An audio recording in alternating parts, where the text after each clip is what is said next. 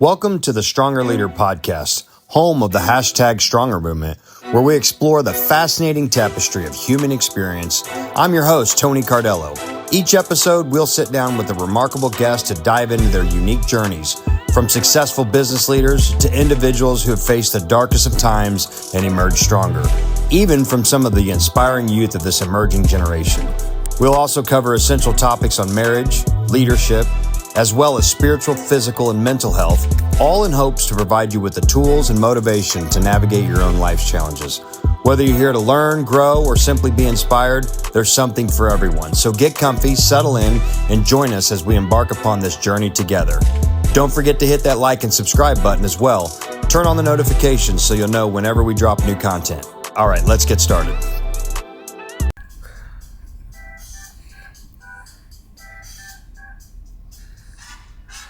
Welcome to the Stronger Leader podcast. It's your host, Tony Cardello, with my main man, Justin Johnston. What's up, Justin? How are you today, Tony? All right.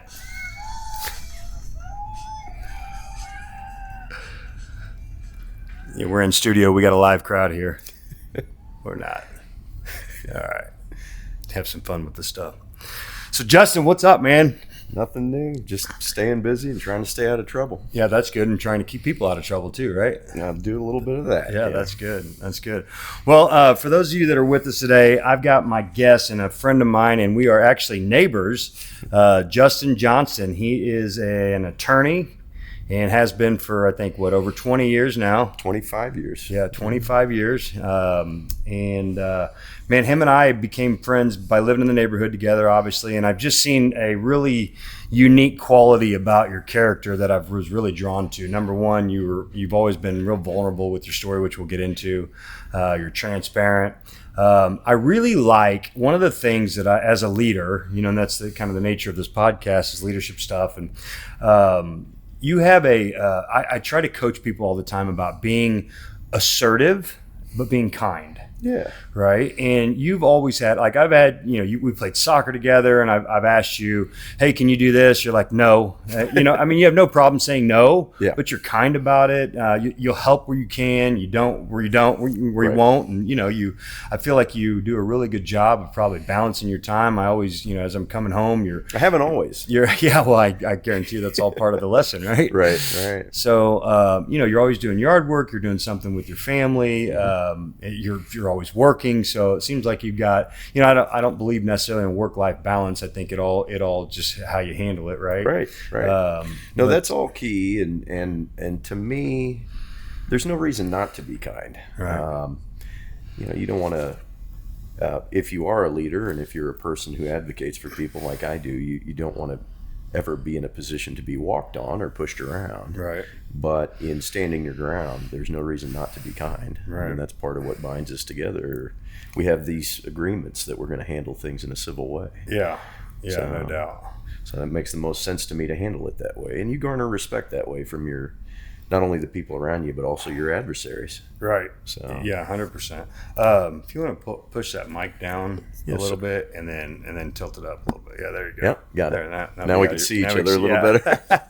This is all the new parts of the podcast, sure. right? So, sure. Well, let's start out. Tell me a little bit about yourself personally, like, where you grew up and where you're from, where you went, your education, and just a little bit of everything. Yeah, so I like to tell people I come from a very solid middle-class background. My parents are a little older for my age. I'm 50. My parents were silent generation. They were born in the late 30s in Texas. My dad was, came up on a dirt farm in Goldthwaite, Texas. My mom was daughter of Italian immigrants. And so I had lessons instilled in me at an early age. My dad was railroad. Neither of my parents went to college. Me and all my siblings were first generation attendees at college in our family. And so, I learned how to be grateful. I learned how to, try to value, what we had. And I've tried to stay that way. Haven't always stayed on the narrow path with that. And, we'll probably talk about my experiences here in a bit. But, my parents were just wonderful people. And my mom is still alive. Lost my dad when I was 32 to cancer, and just my older kids were very, very young at the time, and I felt like I lost so many years of lessons, by losing my dad when he was so young. Let's this episode will probably air in October, which is Cancer Awareness. But is it specifically breast cancer, or is it just cancer? Now that I don't know. I'm not sure. Either way, so maybe we'll come back to that and talk about that road. Tell me about what part of did you grow up in Kansas City, or what part? So my dad was railroad. We got transferred around a lot. I kind of grew up between Kansas City. We moved to Colorado for a handful of years, and then back here to the Kansas City area. I grew up over on the Kansas side in Overland Park. Okay, so where'd you go to high school? St. Thomas Aquinas. Oh, I didn't know that. Yeah. What year did you graduate? 1993. So you're 93, 4 years ahead of me. Man, I was 97. Yeah. Wow. Oh, you were at Aquinas? No. I was at Rockers. Rockers, that's what I thought. Yeah. Yeah, arch rival. You're right. I think you guys probably beat us in everything but football, right? Yeah, you guys. Well, so you guys had a real tough soccer program.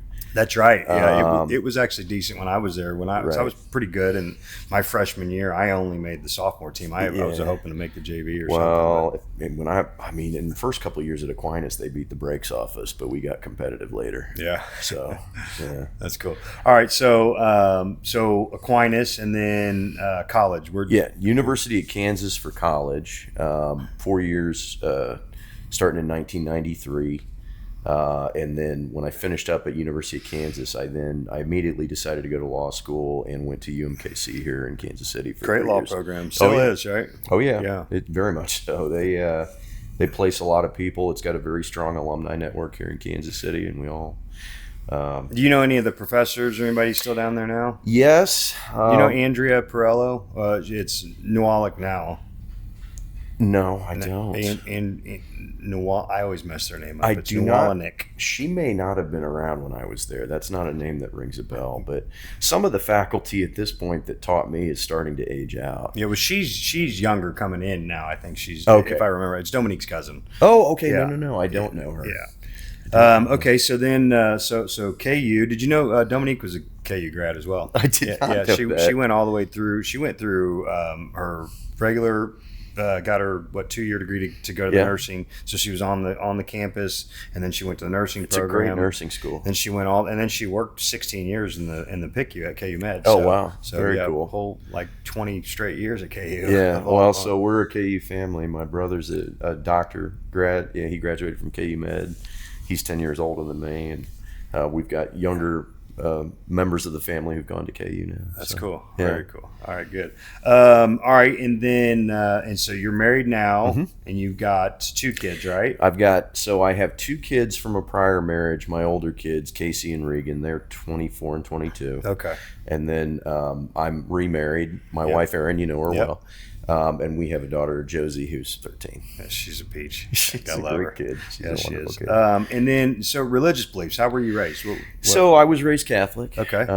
And very strong in the Catholic tradition. My dad was actually raised, I believe, Baptist, maybe down in Texas, and then converted to Catholicism when he married my mother, because my grandfather was literally an Italian immigrant. My There's grandmother no changing that. No, that's not gonna. So my dad had to make that move, and so I was raised Catholic. I'm very comfortable in the Catholic tradition.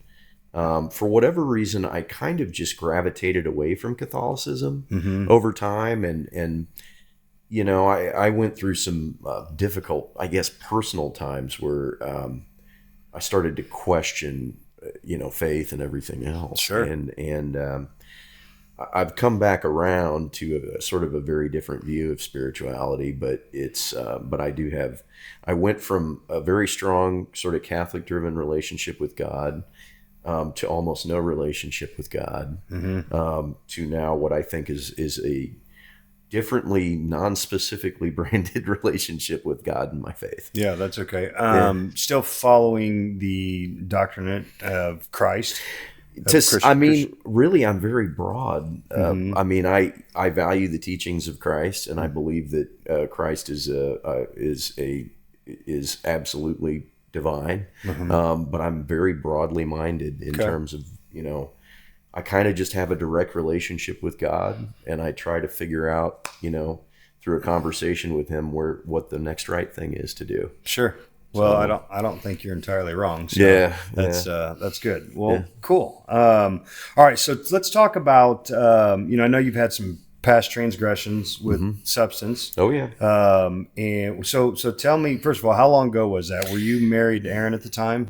Well, so yes, I'm a recovered alcoholic, Okay. and basically, the way my story goes is I had probably not a completely normal relationship to alcohol, although I think here in America, when you're just talking about guys running around binge drinking on the weekends and partying and doing stuff like that, a lot of people think it's a normal relationship. Yeah, scientists call that alcohol. Yeah, Right. exactly. And so, but I was always very high performing, high achieving.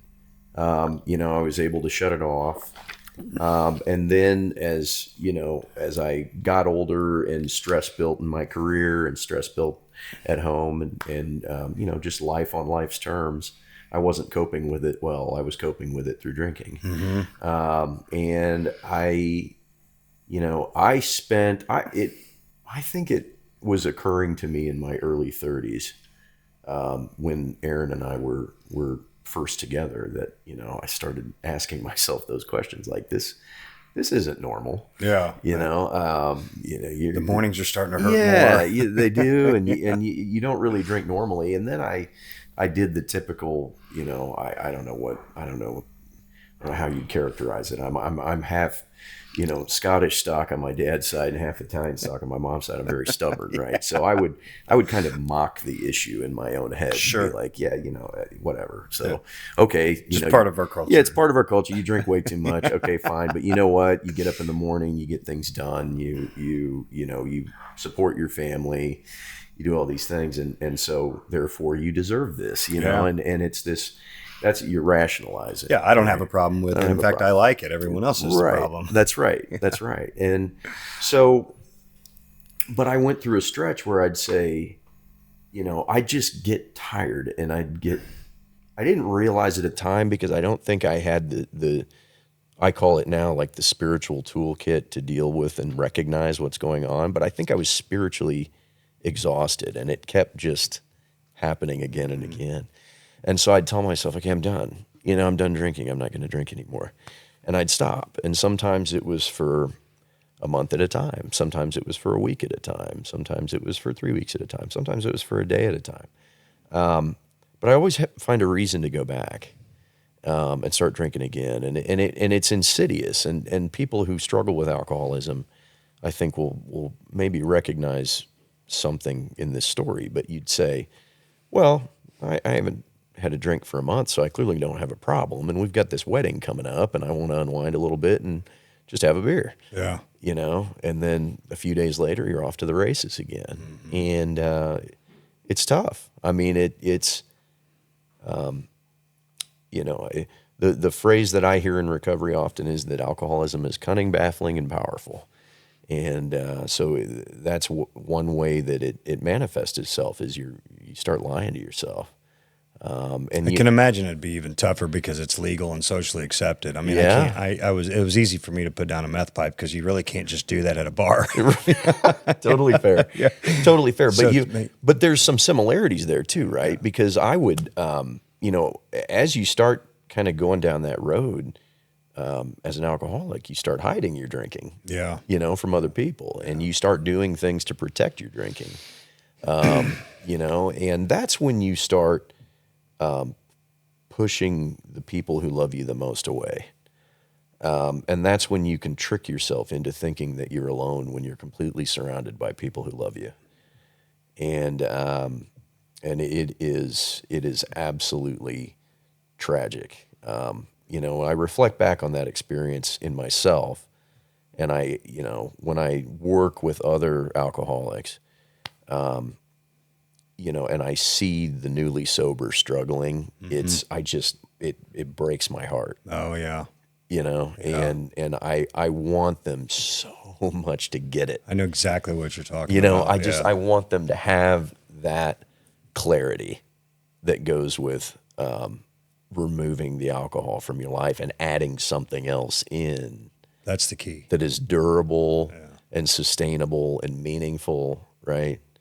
And, there's a lot of ways to get sober, and there's a lot of people out there who've gotten sober maybe without working like a spiritual program. But for those for whom it's not working, I would suggest trying something. Yeah. Trying. It's funny you say that because I didn't do any sort of program rehab, but looking back, I did. Yeah. I really did. I dove into You just did it the hard way. I dove into the spirituality and my faith, and right. And I went to. I had an addiction counselor that Dominique and I went to see together, and then we did some spiritual healing classes at church, non-addiction related, just healing. Just a lot Sure. of different, but plugging myself into different things, right? So I didn't have really a structured rehabilitation program, right. but looking back on it, it kind of was. Just by dumb luck, I guess. It is, and it's so funny. You when you start. I mean, since I got sober, I will have, God willing, and the creek don't rise. Yeah. One day at a time. Yeah, that's right. In November, I will be sober for 11 years. Right now, it's 10 years and some change. That's great. I'm coming up on my decade. Oh, that's January. awesome. You tell me when it is, Yeah. and I will buy you a cup of coffee. Yeah, let's go. Because that's really a special accomplishment. As you kind of get into the working through the day-to-day task of just staying sober, you start getting curious about how sobriety works, right?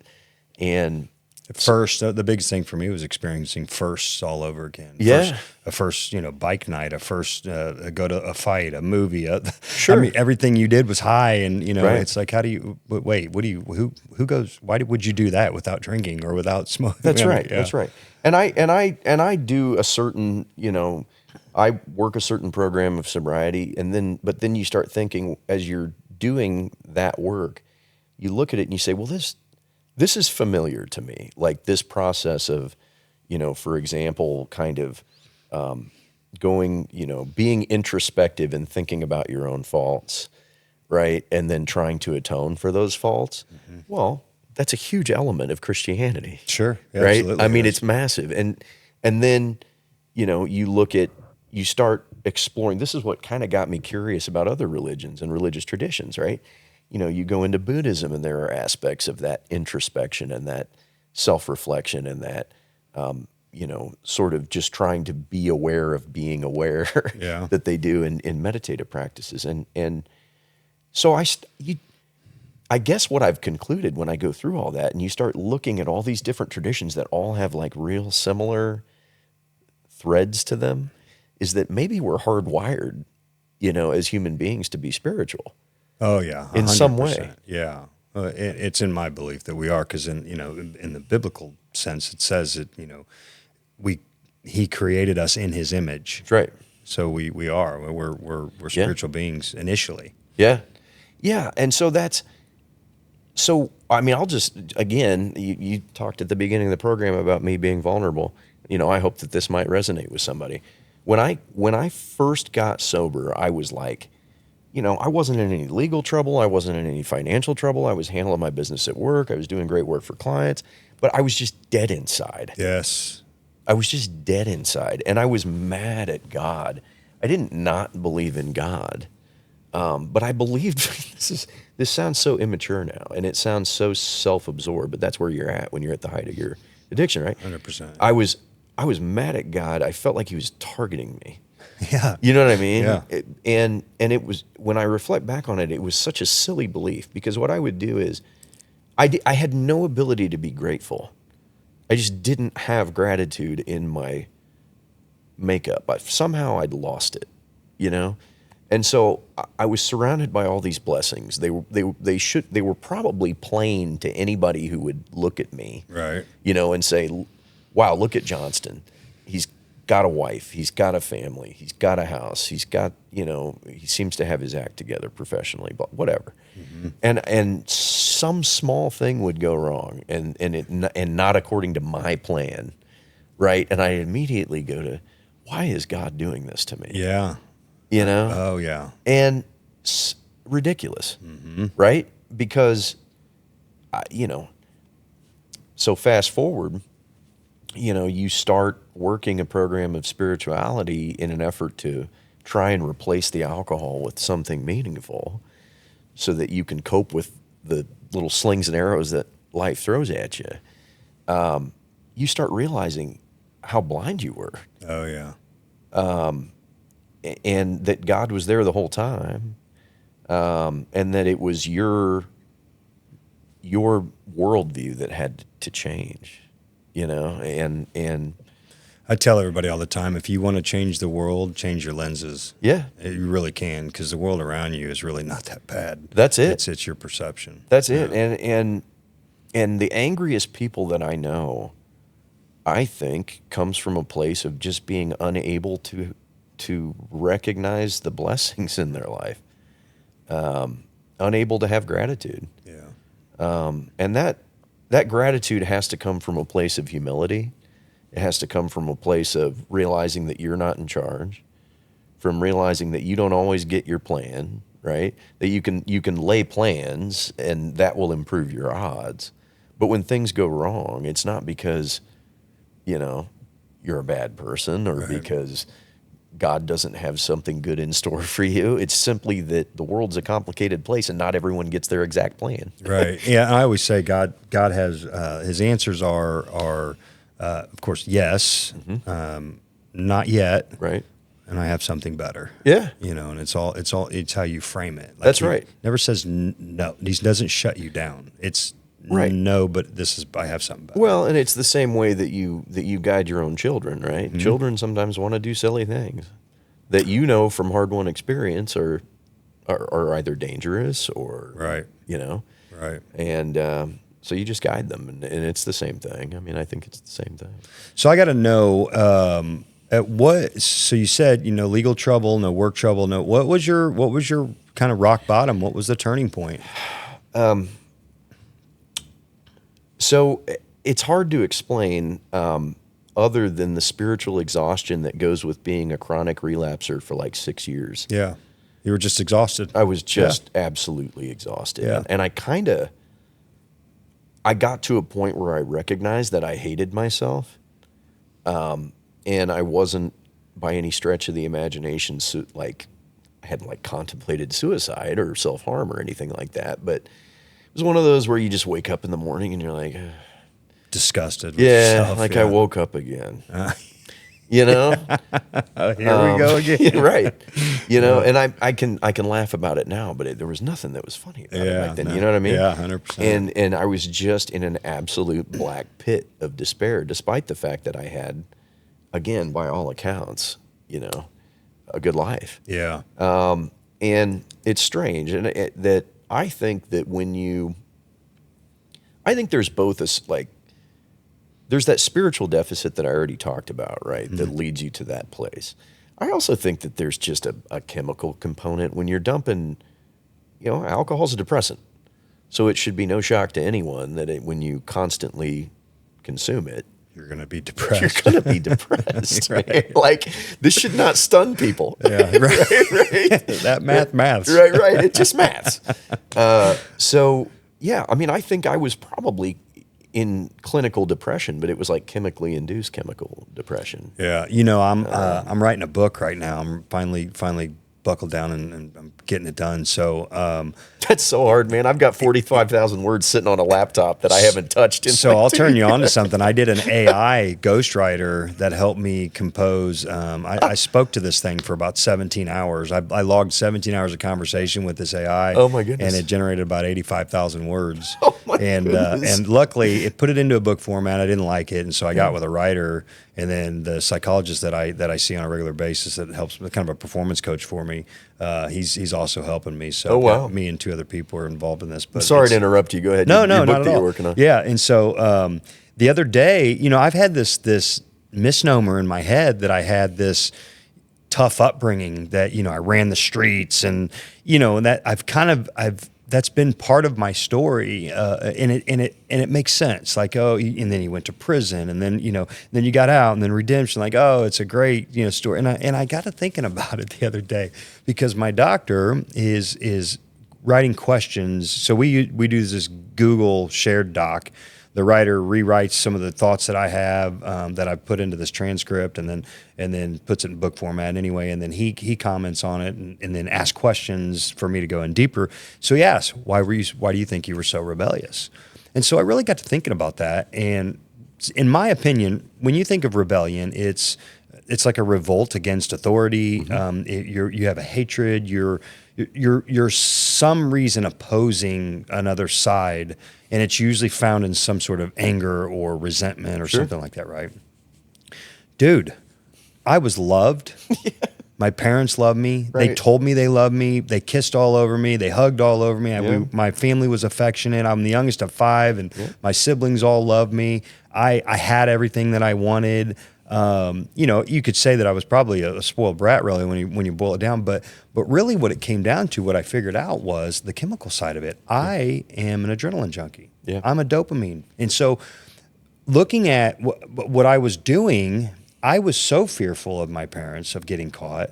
I did not want to disappoint them. Sure. That fear component was an adrenaline dump. Oh, that's interesting. And so I was going out doing these things because that adrenaline rush that I was getting from that far outweighed the consequences. That is interesting. Which later led into doing drugs, and the consequences of getting caught, I didn't care, because that adrenaline, that dopamine hit that I kept getting, kept presenting itself. And once I figured out I can just hit a pipe and get it instantly, it was game on. Okay. Right?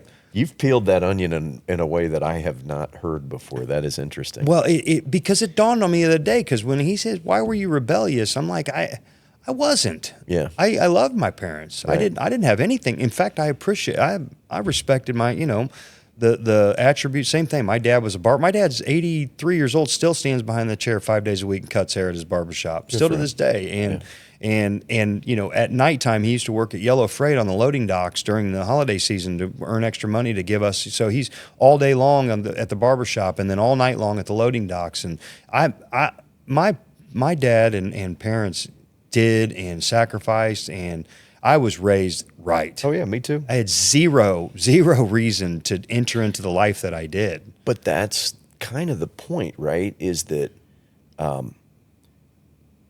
don't start on people are addict. Well, let me speak for alcoholics, because I don't really have the drug addiction history, so I assume it's very similar. Similar, yeah. But listen, man, people who are real alcoholics, the first sip you take, it does something to you. Oh yeah. In life, right? And you may not immediately be off to the races, but you might get there. There is there's a physical component to it. That you once you get past a certain point, it's over. Yeah, you're an alcoholic, and you're an alcoholic for life. You'll appreciate this. The last bit of my recklessness, I had 2 semi-automatic pistols in my backpack with no less than 4 ounces of meth on me at all times. Right. When I finally quit. Right. I'm already a felon. Yeah. I'm a traffic stop away from getting lost in the federal system. Yeah. You know what I mean? Yeah. If you don't believe in God after that, you know what I mean? Then you need to check your guts, because that's, I literally, God's hand all over my, and to be, and I think that's part of my obligation now to do the things that I'm doing now. Sure. Because I've been restored and given a second chance. Service work is so important. No question. And I listen, I do it all the time for my own self accountability too. Yeah. I do all these videos and all this other stuff, to keep myself accountable. I'm like, if I'm preaching this stuff, I better walk it. Well, yeah. I mean, it's look, you've been given a tremendous gift, right? Which is the gift of your sobriety. And I mean, I know you. You're a hard worker. You're a committed person, but you did not do that on your own, and it came from someplace else. Yeah. I believe, generally speaking, divinely inspired. Yeah. Right. So you have an obligation, right, to humanity to pay that forward. Yeah. And it will not only help other people and help make the community around you stronger, but it helps you. No question. Every day. I mean, I assume, because if you're like me, it reminds you who you are, what you are, and where you've been. I've got a couple right now that I've never even met in person, but I've got hooked up with them, and they live in St. Louis, and it's this young couple that's right in the beginning stages of battling and like you said earlier, my heart's just broken, you know, and the wife is such a good little girl. She's a strong, devout Christian, and she's just like in it. And, you know, husband was like me, and they just had a child, and, you know, just like, oh, why don't you guys just stick through this? And she doesn't see the light at the other side. I'm like, just please hang in there, you know, and it's tough. So, okay. So, all right. So was your fall, you were studying law. Did this have any infringement on your bar? Did you get disbarred or anything? Nothing happened? Like I said, no professional consequences. Really,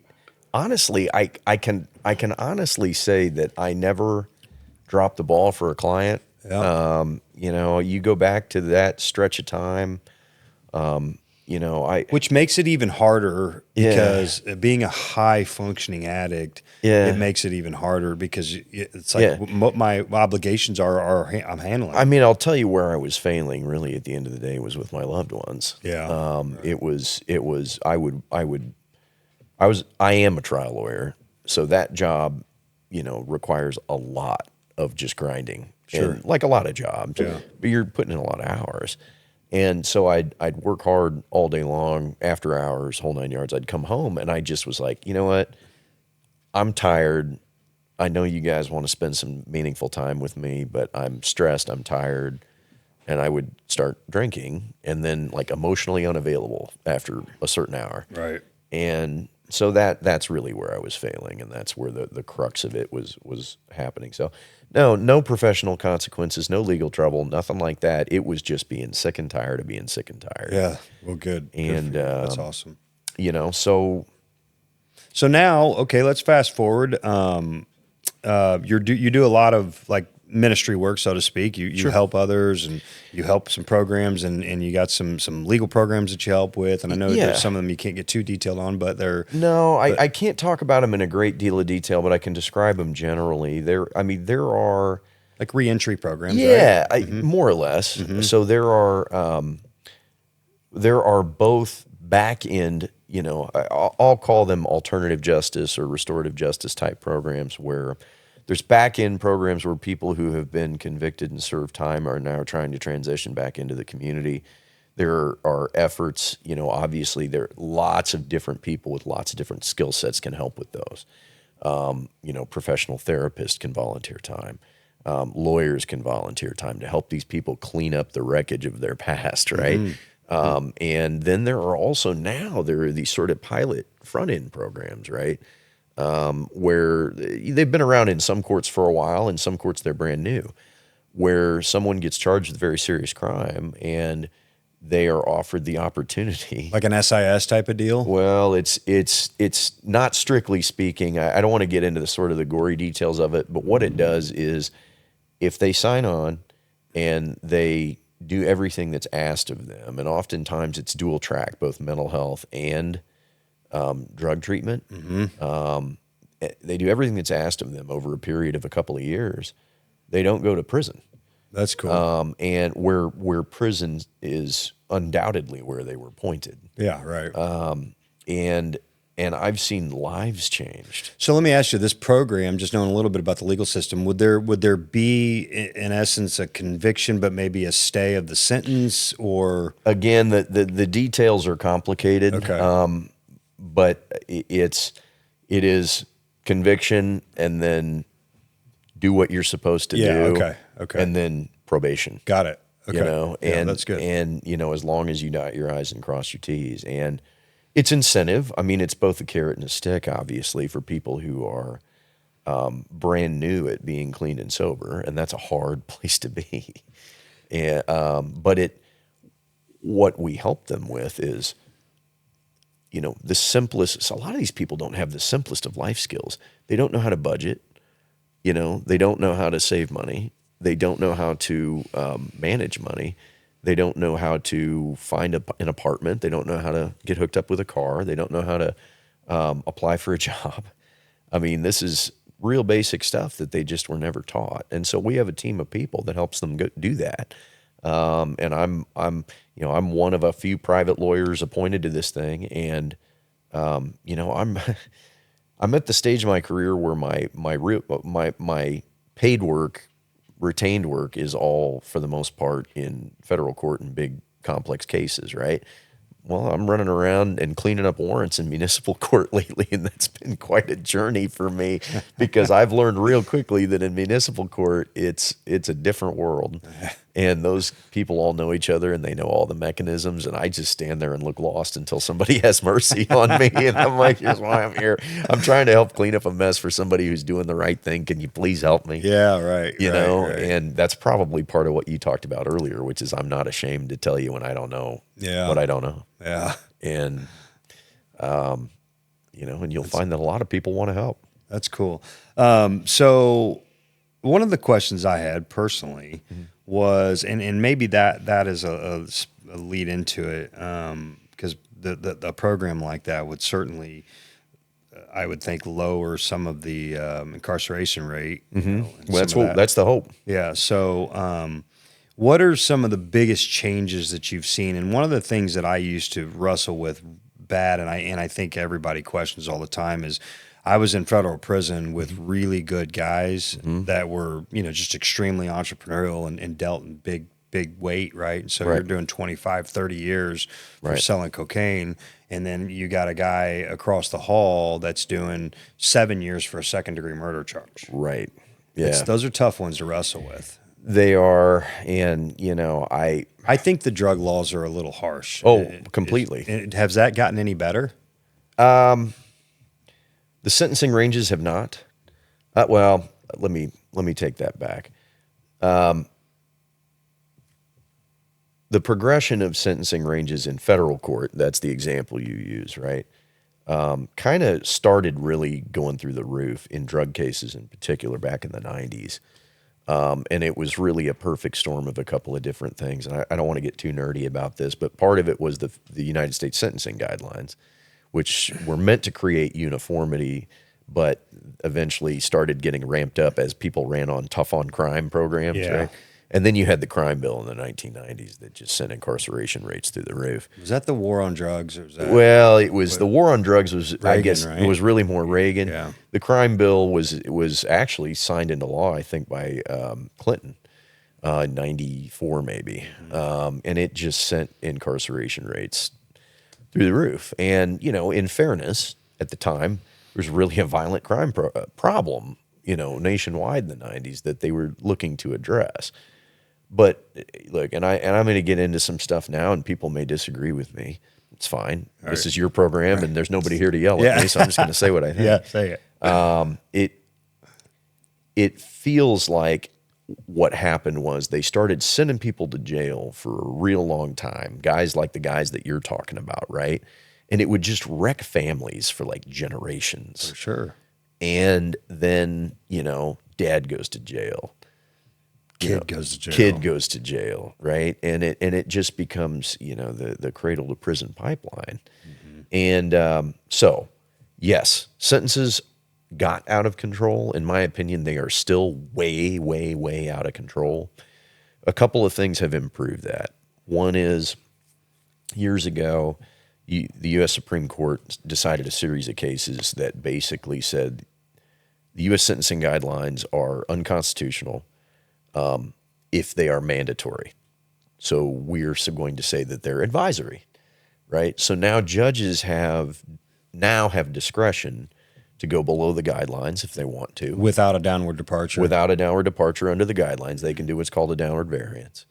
And they can go above the guidelines too if they want to. It's called an upward variance. And they just have to state sufficient reasons under the statute. And so now some of my best work for clients, Tony, is I have clients who are technically guilty of the offense, right? They've met the elements of the offense, but they have every one of my clients. I've never had a client walk through the door who doesn't have a compelling life story to tell. And so it's my job, and I think the job of every good defense lawyer, to go in and get that story, right? And to talk to them, and then to talk to their loved ones, and go talk to their teachers, or go talk to their coaches, or whoever, and just say, how did this kid really grow up? And a lot of these guys are tough guys. They don't want to talk about that. Yeah. They don't want to, they don't want to reveal the skeletons in the closet. But, over time, and women, by the way, as well. But when they tell their stories, you realize there are reasons to have mercy, for a judge to have mercy, and to, to dispense a sentence that's reflective of the complete person and not just who the person was on their worst day. A lot of them have serious trauma, from their childhood. They were either abused or neglected, or both parents were addicted to drugs and they were left alone for weeks at a time to raise their siblings. Yeah. Yeah. I've had clients like that. Mm-hmm. So they had to become adults and they were parentalized at the age of 12 or 13. Well, not 12 or, think about, you're 12 or 13, you're okay. Try having to raise a sibling. Yeah, no. Well, I don't wish that on them. No. They're not ready for it. And then they get exposed to drugs. Sometimes the parents give them drugs. Yeah. Sometimes they've been abused, sexually abused, physically abused. I've had clients who had the stepdad that was trying to beat on their brother so that they'd get in between. So they took the beating, or took the beating so their mom wouldn't take the beating. Yeah. And so these stories are. These are stories. Are they reasons for having committed a crime? No, they're not reasons for having committed a crime, but there's definitely correlation there. 100%. Over time between that and addiction, right? And then there's correlation between addiction and criminality. Yeah. Right? As defined by the statutes. And so we just go find those stories and we try to get them lower sentences. And then there have been some recent.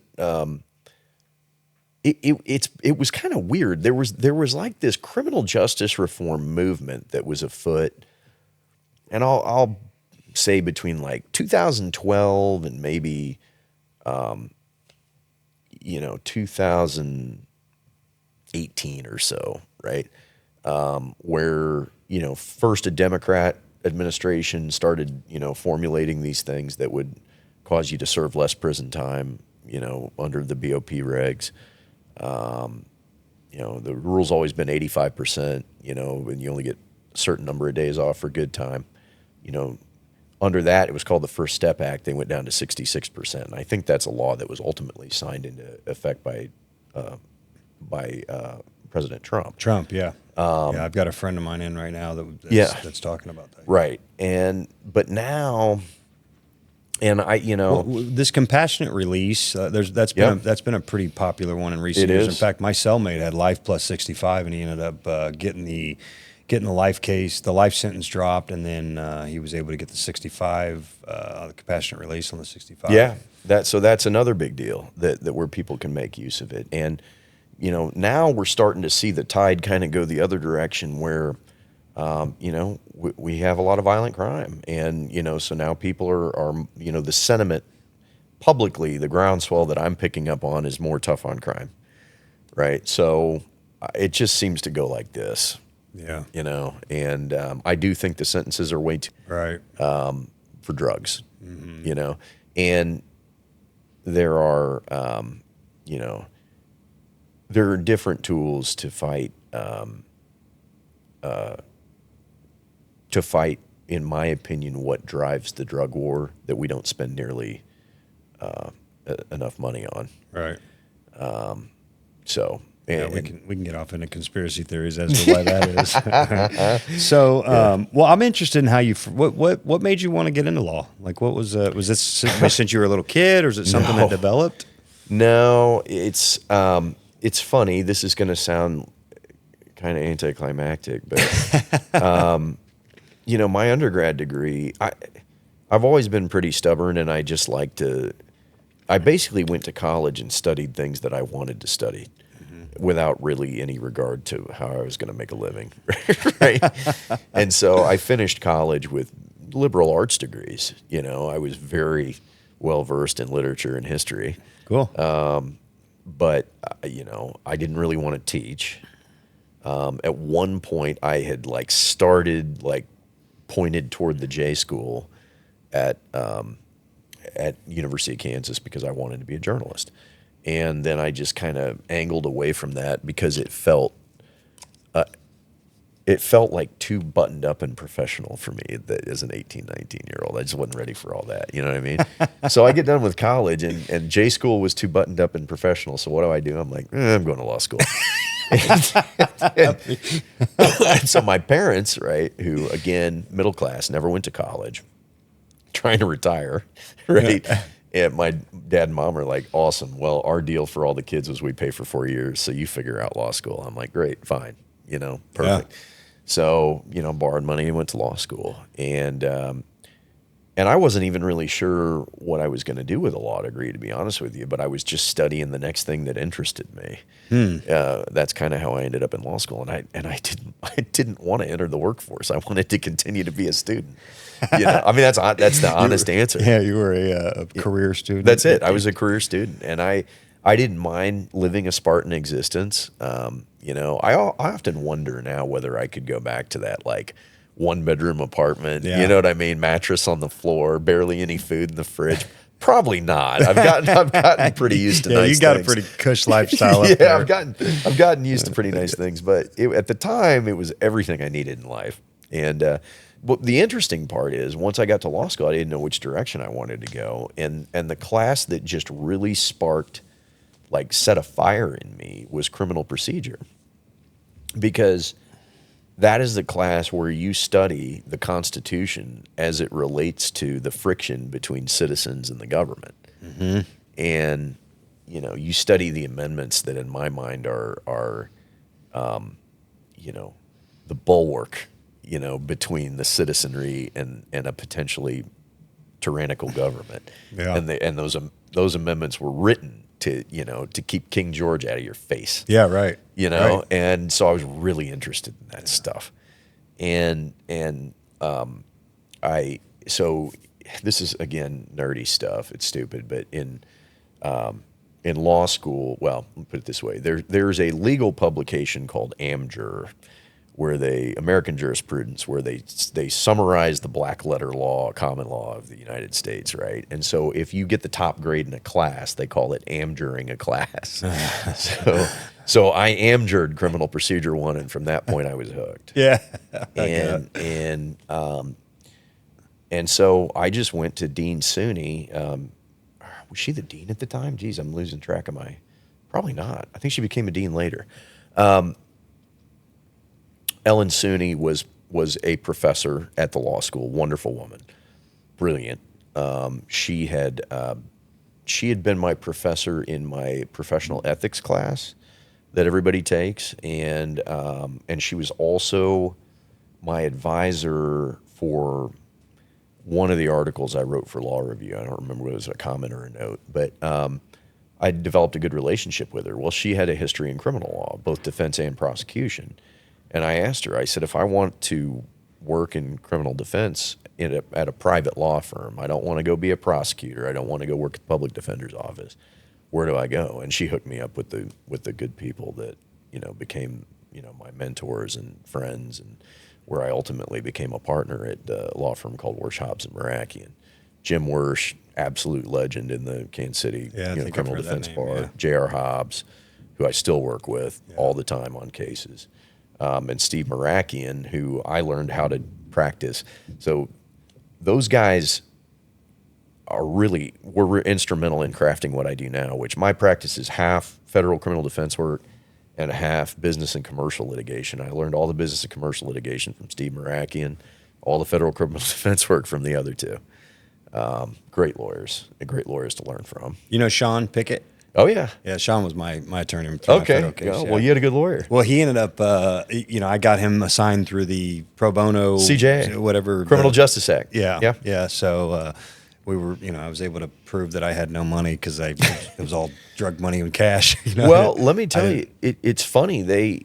So that CJA panel there's excellent lawyers on that panel. Yeah, so my sister actually did some paralegal work for Sean's father way back when, and she's like, you got a great, this family's brilliant, they're very smart, and the dad was good, Sean's, and so it worked out good. Yeah, he was really good. Yeah. He was good to us. So he helped me out. You were lucky. Yeah, for and sure. They that panel, I'm on that panel now. on both the Western District of Missouri and the District of Kansas, and it's formalized. There's a lot of training. There's a lot of really smart lawyers. We have great resources. All we need to do, if we need to get the resources to represent a client, experts, whatever you need, all we got to do is write up a budget. That's pretty cool. And so, people badmouth court-appointed lawyers, but let me tell you, in the federal system, it's the real deal. Yeah. Yeah, for sure. Yeah, that's cool. That's awesome. So I noticed, I did a little research on you on your website and stuff. You do some business litigation stuff. Mm-hmm. Is that some of your partners handle more of that, or do you dabble in that that's too? me. You do that as well? That's me. Year to year, my practice is 60-40 federal criminal to business lit, or the other way around. Mm-hmm. I'm very, very busy on commercial litigation right now. Do you enjoy them both equally? Oh yeah, Do you? love them. Yeah. I do. It'd be hard for me to give up one or the other. Who do you find yourself on the business side? Do you find yourself more for the companies, or like business to business? So you're not doing employee type stuff? No plaintiff defendant type work. This is business to business litigation. It is shareholder disputes, among usually in closely held corporations where, you've got a very strong family business where people have a disagreement about how it should be operated. Yeah. And now they're at loggerheads. Do you enjoy part of the law, just doing it? Do you enjoy debate? Do you like... Did you do that in high school at all, or I did. I did do debate in high school. It's that skill set can translate. I mean, no question. Because I think everybody thinks that about an attorney. Yeah, we used to say my sister should have been a lawyer because she fights with us, and you know what I mean. And she'd stop till she wins. Yeah, it's. Let me say this: the most important lesson that I've learned in law practice is to know when to stop doing that. Mm-hmm. Mm-hmm. Right? Yeah. Because when it comes right down to it, you're eventually going to be in front of someone who's going to sit in judgment of this dispute. Yeah. Right? And it's either a judge or an arbitrator who has seen this same stuff 1,000 times. Right. And they know the playbook, right? And so you're not going to get away with being unreasonable there, right? Or you're going to be in front of a jury, and juries are just people, and they're really good at being fair. Yeah. And smelling nonsense. Yeah. And so, you got to figure out when you meet with your client, it's a dance, it's an art form where you have to figure out what the most reasonable tack is to accomplish your client's goals, and manage client expectations, so that you can get to the best possible result for your client. And that's a combination of client counseling, therapy, advocacy, research, aggression. You just need to know their knobs, and you got to turn the knobs. Do you play chess? I know how to play chess. I haven't played regularly in a really long time. I used to quite a bit. Yeah. I can see where that could translate. Yeah. So it's so funny. Life is so strange. I've got a good friend who we met at a coffee shop in Lawrence that used to be. It was where the Oriad Hotel now stands. They tore down all those buildings there, the Glass Onion and the Crossing Bar, and then all the little businesses that were behind it. There was a little tucked-in coffee shop behind the Glass Onion and the Yellow Sub, where I used to go study. And there was a chessboard there. And one night I was sitting there studying, and I walked past the chessboard, and I was messing around with the pieces, and this dude comes up to me, and he's just like, "Hey, you want to play?" I was like, "Yeah, all right." And we became great friends, and we couldn't be more different. We're in college. I was 20, 21. He was a non-traditional student who'd already been in the Marine Corps. He was married. And then after we graduated college, we just went our separate ways. I ran into him here at Sam's Club a couple of years ago. No kidding. And he went to University of Texas Law School. He did JAG Corps. Wow. He lives right across the street over here. No kidding. Yeah, In our neighborhood? He lives across in okay. Northbrook. Okay. And was basically had a legal career where he was writing like war theater policy for the Department of Defense, like rules of engagement stuff. I mean, had really had a cool job coming out of law school. And it was really cool to reconnect with him. Yeah, that's cool. He's a guy you would like. You get along with him really well. He's a man of very strong faith. I'll have to get you have to hook us up. Contact information. That'd be really cool. Heck yeah. My the doctor that I work with, Dr. Wayne Chappelle, he was the one of the Pentagon authorities in suicide prevention, and he went to medical school to get his he became a psychologist. And then he was facing all the student loans, and so he told his wife, he said, "Hey, if I go to the military, I could probably get this student loan forgiven." So he went in to go for 4 years, and ended up 26 years later he retired. But he was so he did a lot of work with the special forces, and got some really, really cool, interesting stories. So that'd be a cool connection there too. Okay, so tell me about. Are you good on time? Yeah, I'm going to be interested. Okay, so. Walk me through one of your most memorable cases, and whatever details you can or can't, but whatever you can give loose specifics or loose details or whatever. But I've had a lot of very memorable ones. I will tell you. I'll tell you about one that I'm very proud of.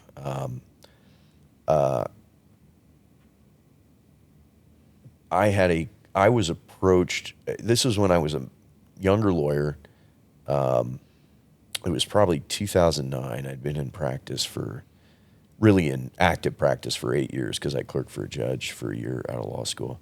But I was approached by a guy who, he was in prison, and he approached me and called me and said, "I need you to review my case because these were problems that happened at the trial." And he'd exhausted his appeals years before. And was really right under the wire for filing what's called a habeas action or a 2255. And so I got the case file. I dug into it very deeply. Guy didn't have a lot of money. The 2255 ineffective assistance counsel, that's one of the claims. And then you can also make claims for prosecutorial misconduct. Yeah. And other constitutionally based violations.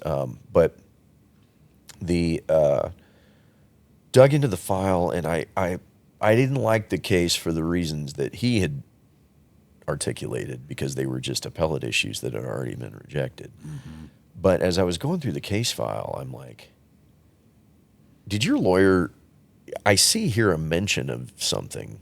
Did your lawyer investigate this? He goes, "Well, I don't know." And I said, "Why didn't, if this should have been front and center at your trial, why didn't he?" And he goes, "Well, I don't know. No, I mean, he never told me this." And I said, "Okay, well."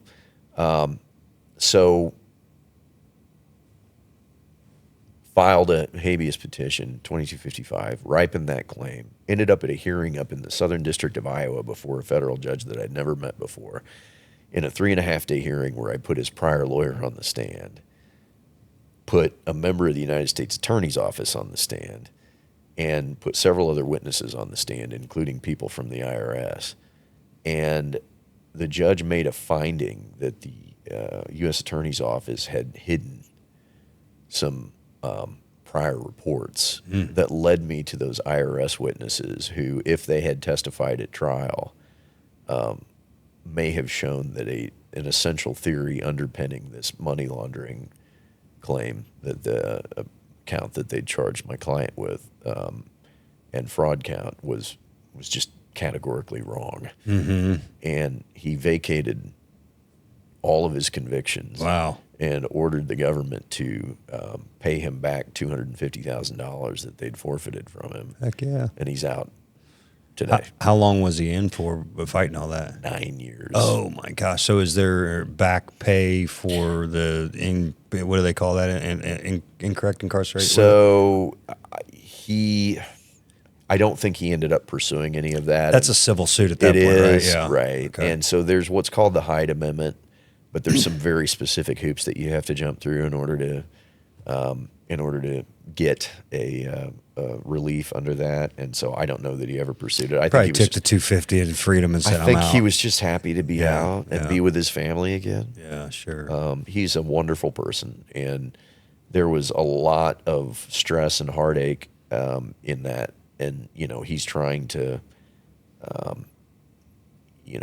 manage this thing from prison, and I'm on a shoestring budget. Yeah. And I just think that was a very satisfying win. I bet. I believed in him, and it came out right. And so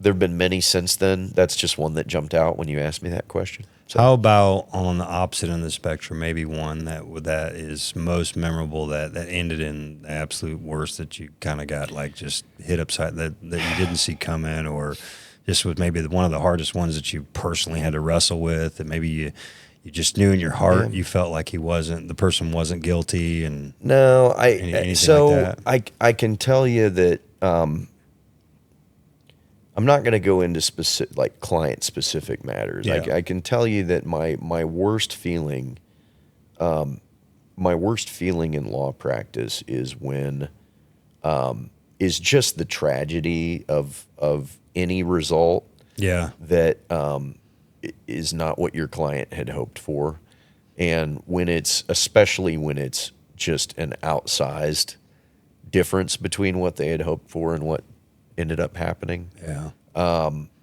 That's heartbreaking. Sure. I mean, you've got a lot of people looking at you for answers, and families, wives, mothers, the whole 9 yards, and that's difficult. That's tough. Yeah, it is difficult, and No wonder you drank. Well, that's a piece of it. Yeah. I mean, but part of what my wife used to get pissed off all the time that I was the drug addict, and she's the one toe tagging and bagging babies in the ICU. Yeah. She's like, if anybody should do drugs, it was me. Yeah. I mean, so that's it. It's different people just have different coping mechanisms, and so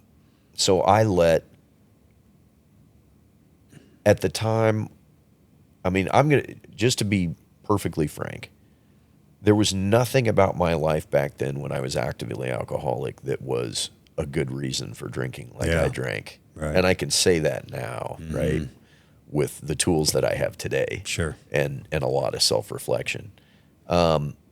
You just have to figure out how to deal with life on life's terms.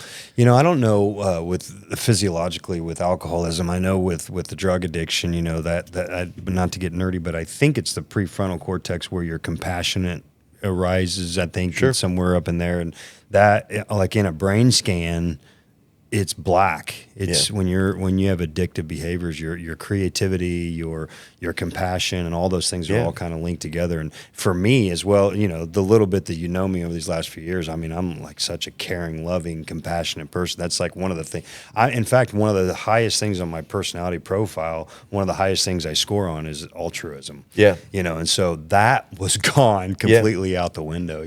My give a crap button was completely broke off. Well, that's it. I mean, it's just, you are just completely self-absorbed, wrapped around your own axle. All you care about is yourself, and it's a bad look, to say the least. Right. All right, so let's give some practical advice for listeners here when it comes to legal stuff. So if someone's under any sort of investigation, like what would be the first thing they should or should not do, before speaking to an attorney? Oh, well, I think the first thing you should do is speak to an attorney. Yeah, okay. Yeah, that's absolutely critical. It's now that I have the opportunity to talk about this, might as well do it. Yeah. What agents and detectives like to do, and they have a job to do, and I'm not suggesting they're doing anything wrong, but what they like to do is they will have developed a case file, and they know a lot of facts before they ever approach you, and then they approach you and knock on your door and catch you cold in person and start asking you questions. Mm-hmm. That is the moment to keep your mouth shut and to say, I'm sorry, I just can't talk to you without a lawyer.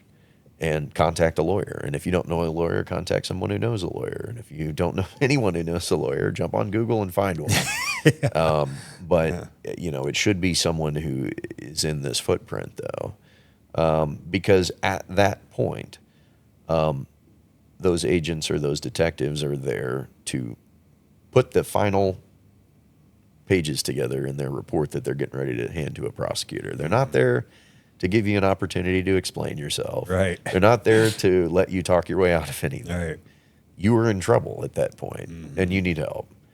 And there's a lot of subterfuge. Not subterfuge. That's not a correct word. But they will use tactics that they have been taught. Well, they'll say, "Look, you're not in custody. You can tell me to stop asking these questions at any time. But why'd you do it?" Yeah. Right. Yeah. And in that moment, it's a gut check, and I imagine you're terrified. And that's the moment where you have to have the resolve to quite simply just say, "Look, I'm not talking to you without a lawyer," and find a lawyer. So yeah, there's the worst thing you can do in that moment is to try to explain yourself. All right, so let's go down that hole just for a second here. So I'm gonna get a lawyer. What are some of the character? What am I looking for? Other than just if I don't know anybody, but let's say I know I'm very somewhat resourceful and I know where I can go find some attorneys. What am I looking for? What are the things I'm looking for? I mean, I would be looking for someone who is experienced in. Is Google reviews a thing? And I don't look. Yes, it is. Yelp is a thing, Avo, all those things. And some of those things are very useful. And I think that if you have a lawyer who has a ton of those top reviews, then you might be able to repose some confidence in the fact that they're a top lawyer. Some of those things are paid, subscriptions. Does the most billboards in the city make you the best attorney? Probably not. Doesn't mean you're not the best attorney in the city. No names mentioned. Right. But the bottom line is I don't advertise at all. I don't really participate in any of that stuff. Most of my work comes by way of referrals from other lawyers. Yeah. And I'm very happy to stay that way. Yep. But I think the consumer out there who needs help, just look for somebody who's experienced, somebody who's got a track record, somebody whose peers and judges, most notably, speak well of them. What's a good amount of experience in terms of years? Like if you say an attorney's been in practice for 10 years, is that solid? It can be. Okay. I mean, it definitely can be. You wouldn't want to go less than 10, depending on the severity of your case? I can't say that necessarily because there's some very talented trial lawyers out there who have less than 10 years experience. Okay. You want trial experience. Right, yeah. I mean, that's what you really want. And to just be perfectly honest, the most experienced trial lawyers in large measure in the criminal justice footprint on the defense side are going to be people who come out of the public defender's office.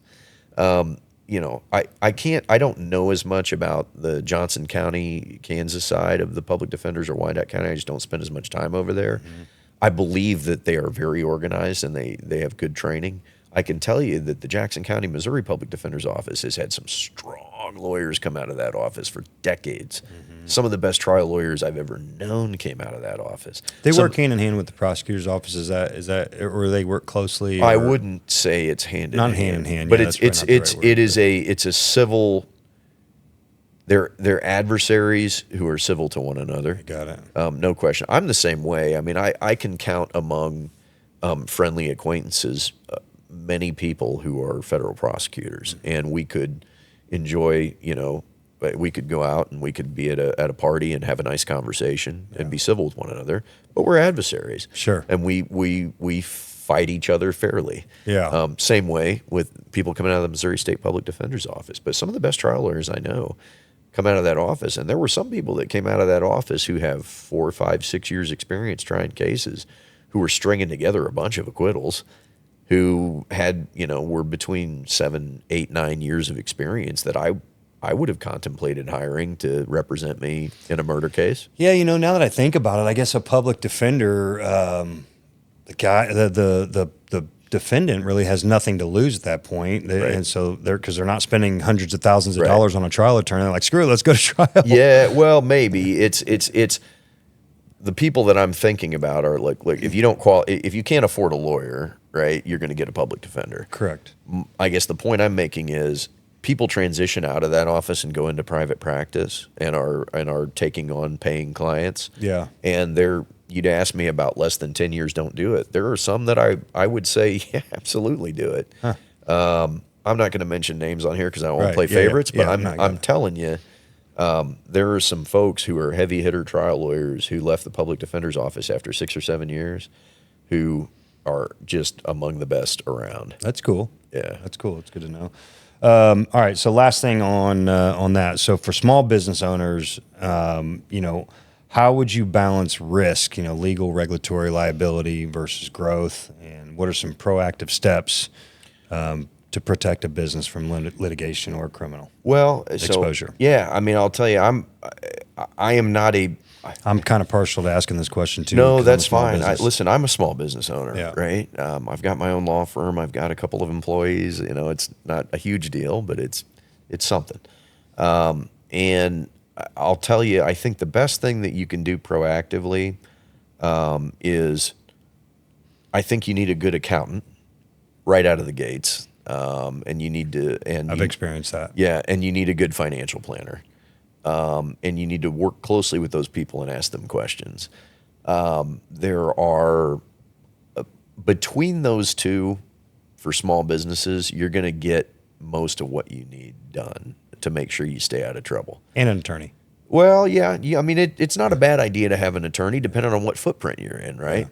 Yeah. But I would say that, I mean, for example, the vast majority of small businesses, if they're going to fail or get in trouble, it comes from the usual host of problems. They don't do their payroll right? They don't do their payroll withholding right. They don't pay quarterly taxes right. They do those kinds of things, and when that can create a deficit in a hurry. Oh yeah, and it gets people in trouble. Mm-hmm. But if you are, because you're running around trying to do your business instead of focusing on payroll, well, hire a payroll company, take that expense, right? Hire an accountant, have them, help you project your quarterly taxes and file taxes on time. right. Get a financial advisor involved so that you're, if you're doing things like providing benefits for your clients, you're doing it right, or for your employees, you're doing it right. There's always new landmines coming up, right? We had until back in March or April when they decided that single member LLCs don't need to comply with the Corporate Transparency Act. A bunch of us were all running around saying, do we need to file this stuff to comply with the Corporate Transparency Act? And I held off forever because I was waiting to see whether they were going to dump it. Mm-hmm. They finally did. Yeah. Like, well played. Great. But new stuff like that's always coming up. And they're paring a lot of the regulatory stuff right now. The movement is to pare it way back. Mm-hmm. But you still need to make sure you're doing it right. One of the things that we, in Dominique's space with the med spa space with the injectors, it's becoming heavily way more saturated, and we used to have non-competes in place because that's big. I mean, we lose an injector who has a following. People trust it. People go with her. They go with them, right? Yeah. And so we used to have these non-competes. Well, just recently they've passed that non-competes are some either unconstitutional, whatever the word terminology they use that you can no longer uphold them. No, they tried. Okay. Yeah, you can. Okay. You can uphold those. I need to know that. Yeah, okay. That was when that first came out, lawyers who've done any kind of business litigation or employment litigation looked at it, and we scratched our heads and we said, this is never going to stand up. Right. They're not going to be able to undermine these private agreements among private parties. And I think it's just gone by the wayside. Okay, so I need to bring them back then. Yeah. Okay. That's up to you. Yeah. But those are still widely enforceable. Okay, good. All right, good. Yeah, that's my belief. So. Well, my man, so in fairness to you for being on here, are you taking on clients if if anyone needs? I am taking on clients. Yes. Okay, so if somebody wants to get a hold of you and find you, what's a good method? My website's johnstonlawkc.com. Okay. Pretty easy to find. You can Google my name, and I'm going to pop up in a lot of different places on Super Lawyers or on the Missouri Bar type stuff, Fine Law.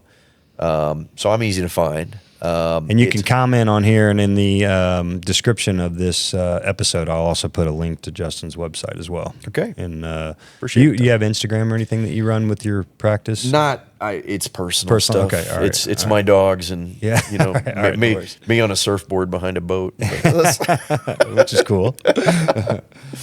Well, man, dude, I greatly appreciate the time, and this has been fun. Yeah, it has been. It's been good. It's been educational, informative, and I've wanted to connect with you a little bit more anyway, and so Sure. we've got to now. We share some similarities in some of our background and the redemption piece of our lives, and doing something with the second chance around. So, I'm obviously with the stronger leader concept and what we're doing. We want to really lead men to be better men, right? And obviously mine's faith-based of a Christian background, but like you said earlier, I think that spiritual component, in fact, the S in stronger is spiritual. And so, you have all the character traits that we talk about, man. So I appreciate your friendship. And likewise. Yeah, thanks for being here. Thank you. That's all for episode number 2. Thanks for tuning in. Don't forget to hit the like and subscribe button, hit that bell so you get all the notifications. See you later. Be good, be blessed, be stronger. All right. Thanks, Tony.